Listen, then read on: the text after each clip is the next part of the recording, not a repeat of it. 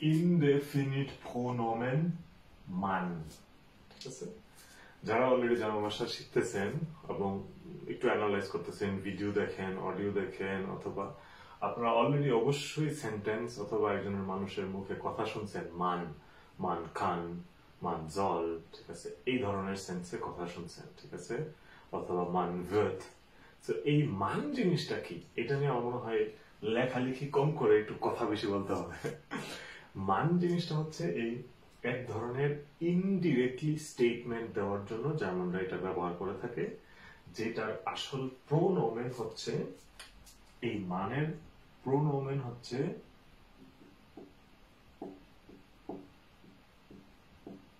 Air, ঠিক আছে, কিন্তু যেটা দ্বারা আসলে সবাইকেই বোঝানো হয়, মানে সেই জন্য জার্মান ভাষায় বলা হয় থাকে আলে। সবাইকে মানে কি, এই মান দ্বারা হচ্ছে ছোট বড় সবাইকে বোঝানো হয়, ছেলে মেয়ে পুরুষ বৃদ্ধ সবাইকে।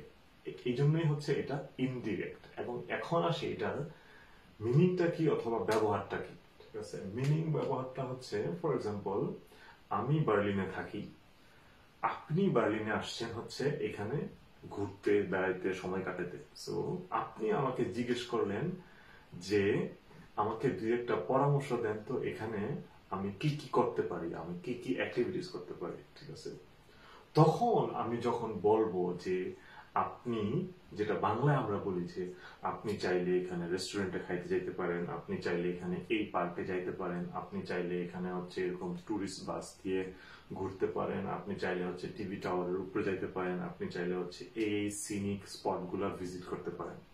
এটা হচ্ছে বাংলায়। ঠিক আছে, এই যে আমি আসলে উনাকে বলতেছি অথবা উনাকে মিন করে বলতেছি, কিন্তু জেনারেলি আপনি সেন্সে বলতেছি, তখনই হচ্ছে এই জার্মানরা এই মান ব্যাপারটা করে। যেমন আছে কি, জার্মান ভাষায় কি হবে, জার্মান ভাষায় আমি উনাকে চাইলে ডিরেক্টলি বলতে পারি আপনি এটা করতে পারেন, কিন্তু জার্মানরা কি বলবে, জার্মানরা বলবে বিষয়গুলো, সেন্টেন্স গুলো দাঁড়াবে এরকম যে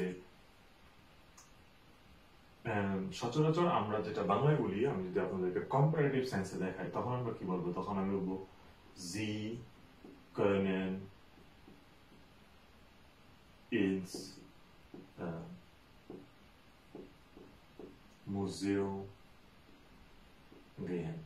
ঠিক আছে, এটা হলো ডিরেক্ট সেন্সে যে আপনি চাইলে আপনি মিউজিয়ামে যেতে পারেন, এরকম আর বাকি অপশন গুলো একইভাবে। কিন্তু জার্মানরা এটা করবে না, জার্মানরা বলবে কি, ওরা বলবে এখানে এরকম এই মান সেন্টেন্স ব্যবহার করে বলবে যে মান কান Museen besuchen, man kann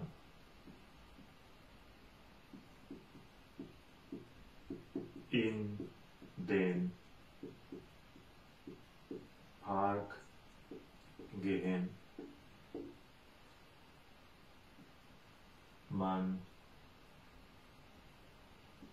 man kann Restaurants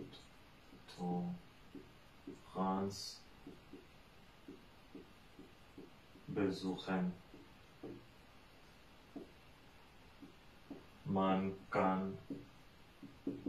in die Bar gehen, এরকম আরো অনেক অনেক কিছু। ঠিক আছে, যত অপশন আছে সবকিছু।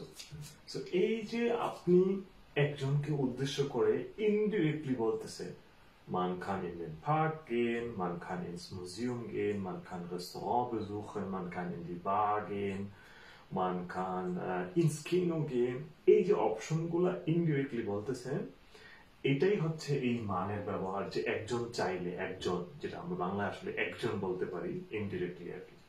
তো এটা কেন, জার্মানরা এই কথাটা কেন বলে, আমার কাছে আমি যেটা যেভাবে ইন্টারপ্রেট করি, এটা হলো একটা পোলাইটনেস এর মধ্যে জিনিসটা পড়ে, এরকম যে আপনি একজন তার পরামর্শ চাইছে, সো পরামর্শটা কখনোই ডিরেক্টলি হওয়া উচিত না, পরামর্শটা হওয়া উচিত অপশনাল।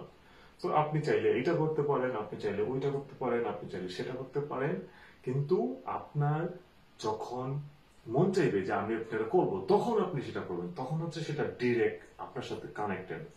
আদারওয়াইজ যতক্ষণ না পর্যন্ত আপনার মন এটা চাইবে, এটা আপনার নিজস্ব ডিসিশন না, ততক্ষণ পর্যন্ত এটা প্রপোজাল ফর্মেই থাকা উচিত, প্রস্তাব ফর্মে অথবা পরামর্শ, যেটার জন্য হচ্ছে এই মান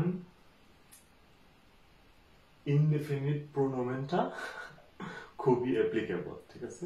সো মান দ্বারা হচ্ছে একটু প্র্যাকটিস করবেন এই সেন্টেন্স গুলা কিভাবে কি করা যায়। সো ফর এক্সাম্পল, আপনি ঢাকায় থাকেন, চট্টগ্রামে থাকেন।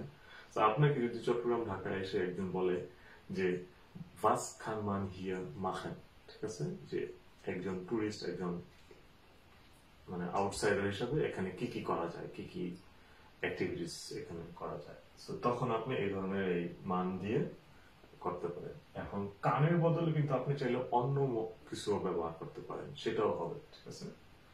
সো এবং প্রোনোমেন হচ্ছে এয়ার, যেটা দ্বারা আসলে সবাইকে বোঝানো হয়। ওকে, এই মান দ্বারা হচ্ছে ছোট বড়, যেটা অলরেডি আমি একবার বলছি। সো প্র্যাকটিস করবেন, ভিডিওটা বারবার দেখবেন, তাহলে এই জিনিসটা ক্লিয়ার হয়ে যাবে। Thank you.